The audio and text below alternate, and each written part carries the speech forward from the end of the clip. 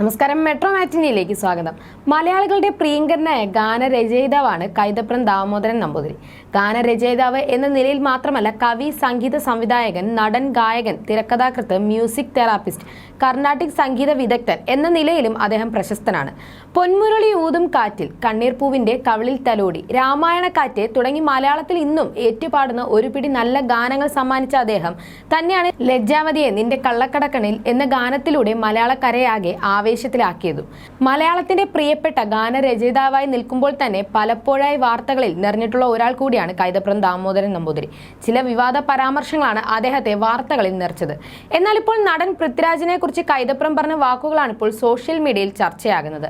പറയുന്ന സ്ഥലത്തെല്ലാം പോയെന്നും കണ്ടെന്ന ഭാവം പോലും പൃഥ്വിരാജ് നടിച്ചില്ലെന്നും തന്നെ കുറെ ചുറ്റിച്ചുമെന്നുമാണ് കൈതപ്രം ദാമോദരൻ നമ്പൂതിരി മാസ്റ്റർ ബിൻ എന്ന യൂട്യൂബ് ചാനലിന് നൽകിയ അഭിമുഖത്തിൽ വ്യക്തമാക്കിയത്.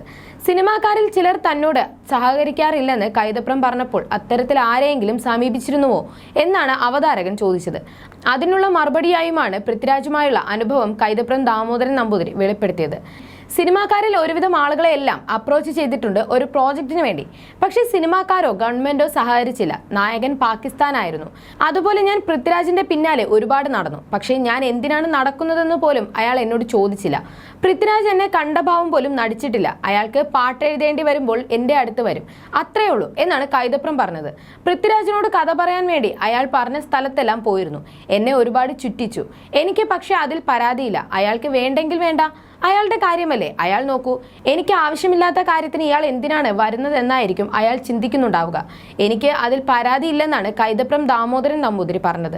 എന്നെ സംബന്ധിച്ചിടത്തോളം പൃഥ്വിരാജ് ആരുമല്ല. മലയാള സിനിമയുടെ കുത്തകാവകാശം പൃഥ്വിരാജിനാണെങ്കിൽ പോലും അയാളെ ഞാൻ ഭയപ്പെടുന്നില്ല. ഒരിക്കൽ ദേവരാജൻ മാഷെ എന്നോട് പറഞ്ഞു, ലോകത്തിലെ ഏറ്റവും മികച്ച ഗായകൻ യേശുദാസ് ആണെന്ന്. അയാൾക്കും കൂടി അറിയാവുന്ന കാര്യമാണ് എന്നും കൈതപ്രം വ്യക്തമാക്കി. അത് തന്നെയാണ് യേശുദാസിന്റെ പ്രധാന പ്രശ്നമെന്നായിരുന്നു. അതുപോലെ തന്നെ എൻ്റെ പൊട്ടൻഷ്യൽ എന്താണെന്ന് എനിക്ക് നല്ല ബോധ്യമുണ്ട്. അത് ഞാൻ നേടിയെടുത്തതാണ് എന്നാണ് മറ്റൊരു അഭിമുഖത്തിൽ പൃഥ്വിരാജിനെ കുറിച്ച് സംസാരിച്ച് കൈതപ്രം പറഞ്ഞത്. അതേസമയം മുൻപ് ദീപക് ദേവ് സംഗീത സംവിധാനം ചെയ്ത സിനിമയിൽ പാട്ടെഴുതാനായി വിളിച്ചു വരുത്തിയ ശേഷം പൃഥ്വിരാജ് ഇടപെട്ട് തന്നെ ഒഴിവാക്കിയെന്നും കൈതപ്രം ആരോപിച്ചു. 72 വയസ്സായി ഞാൻ മുടന്തിയാണ് ദീപക് ദേവിന്റെ സ്റ്റുഡിയോയിൽ പോയത്.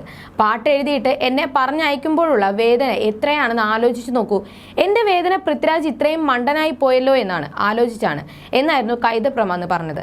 വിനീത് ശ്രീനിവാസന്റെ സിനിമ ഹൃദയത്തിന് വേണ്ടിയാണ് ഏറ്റവും അവസാനം കൈതപ്രം ഗാനങ്ങൾ രചിച്ചത്. ചിത്രത്തിലെ എല്ലാ പാട്ടുകളും വൻ വിജയമായിരുന്നു. ഹൃദയം സിനിമയിൽ കൈതപ്രം ദാമോദരൻ നമ്പൂതിരി എഴുതിയ താരക തേതാര ആലപിച്ചത് പൃഥ്വിരാജായിരുന്നു. തന്റെ എഴുത്തിനോടുള്ള സ്നേഹം കൊണ്ട് വിനീത് ശ്രീനിവാസൻ ആവശ്യപ്പെട്ടിട്ടാണ് ഹൃദയത്തിന് വേണ്ടി ഗാനങ്ങൾ എഴുതിയതെന്നാണ് കുറച്ചു നാളുകൾക്ക് മുൻപ് ഒരു അഭിമുഖത്തിൽ കൈതപ്രം ദാമോദരൻ നമ്പൂതിരി പറഞ്ഞത്. തനിക്ക് രൂപത്തിൽ മാത്രമേ പ്രായമായിട്ടുള്ളൂ എന്നും പുതിയ കാലത്തിനൊത്ത് വരികൾ എഴുതാനുള്ള കഴിവ് തനിക്കുണ്ടെന്നും കൈതപ്രം ദാമോദരൻ നമ്പൂതിരി പറഞ്ഞിരുന്നു. 1985 പ്രദർശനത്തിനെത്തിയ ഫാസിൽ ചിത്രം എന്നെന്നും കണ്ണേട്ടന്റെ എന്ന ചിത്രത്തിലാണ് ആദ്യമായി ഗാനരചന നടത്തിയത്. ഇതിലെ ദേവദുന്ദുഭി സാന്ദ്രാലയം എന്ന ഗാനം ഏറെ ശ്രദ്ധിക്കപ്പെട്ടു. പിന്നീട് നിരവധി ചിത്രങ്ങൾക്ക് ഗാനരചന നടത്തി. 400-ൽ പരം ചിത്രങ്ങൾക്ക് ഗാനരചന നടത്തിയിട്ടുണ്ട്. ഗാനരചനയ്ക്ക് പുറമെ സോപാനം എന്ന ചിത്രത്തിന് തിരക്കഥയും രചിച്ചിട്ടുണ്ട്.